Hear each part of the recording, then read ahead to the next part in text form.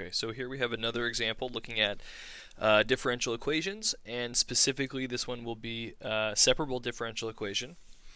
So looking on the left-hand side, we have our separable differential equation, and then here we have our initial condition. So we're going to be looking to find here a particular solution, and so first we're going to look to integrate and find y from here, our general solution. So this one's a little bit more difficult to actually separate, but I would still start off the same way by replacing replacing y prime by dy dx everywhere, and we end up with this.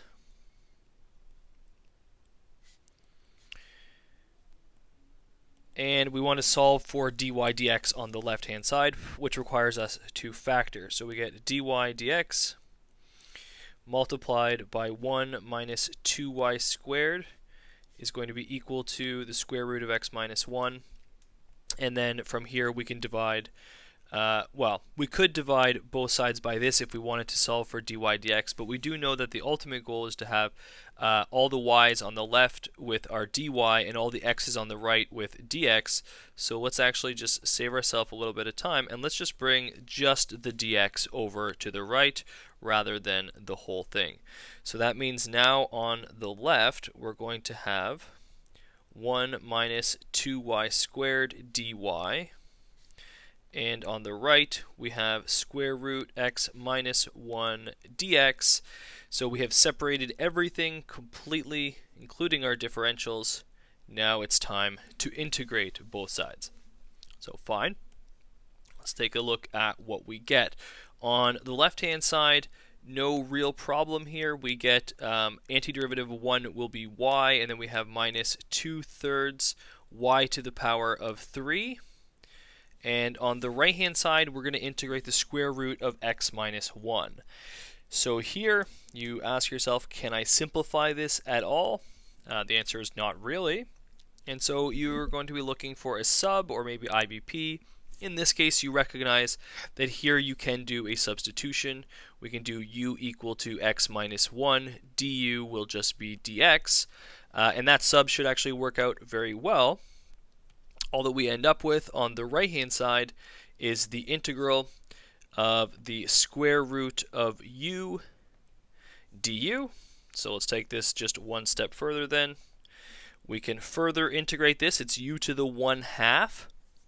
So we increase the exponent by 1. That's going to be u to the 3 over 2. And then we're going to divide by 3 over 2, which is the same as multiplying by the reciprocal. We put in plus c. On the left-hand side, nothing has changed. And so now we are done integrating. Okay, and here we have technically a general solution, okay, in implicit form.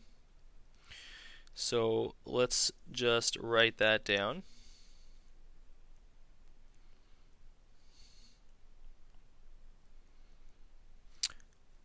And it is in implicit form.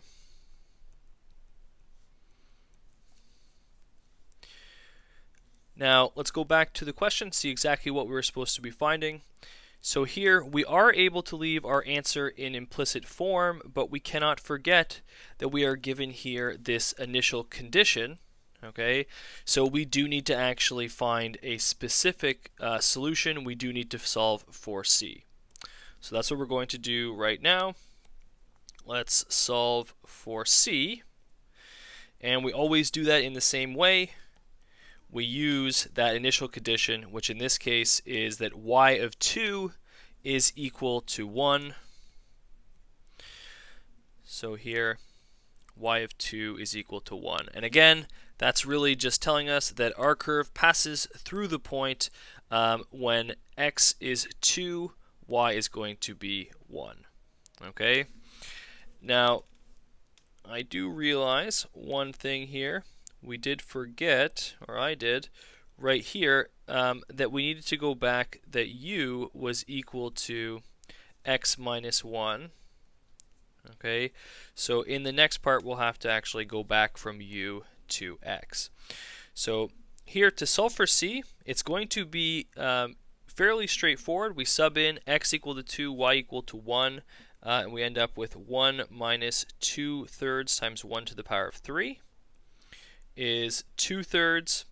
Now again, this u here is equal to x minus 1, so let's sub that in. It's x minus 1, and x is 2. So it's going to be 2 minus 1 to the power of 3 over 2 plus c. And now let's simplify everything and solve for c, see what we get.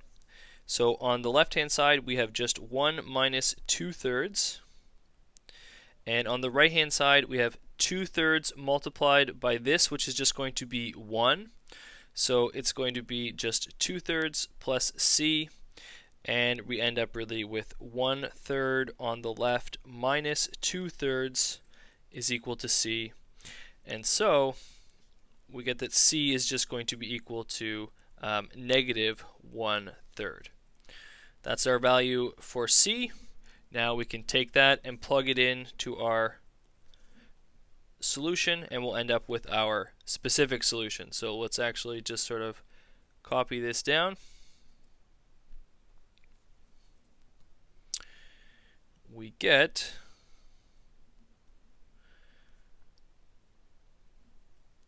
and actually let's fix this up because we sort of messed it up a little bit last time. We get y minus 2/3 y to the power of 3 is equal to 2 over 3 times x minus 1 to the power of 3 over 2 plus c, and our c value is negative 1/3. So that is our specific solution that satisfies the initial condition.